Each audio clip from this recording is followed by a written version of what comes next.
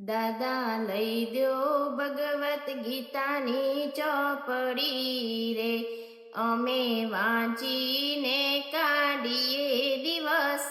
દાદા ઘડીએ ન સર્વે અમને સાસરે રે, માતા કરું મારા મનડા કેરી વાત. માતા ઘડીએ ના સર્વે અમ સાસરે રે. દીકરી રાજા દક્ષને ઘેરે રાજ હતા રે, તોય પાર્વતીને મેલ્યા એના ઘેર. દીકરી સંપીને જાવ તમાર સાસરે રે. કાકા લઈ દો રામાયણની ચોપડી રે, અમે વાંચીને કાઢીએ દિવસ. કાકા ઘડીએ ન સર્વે અમને સાસરે રે.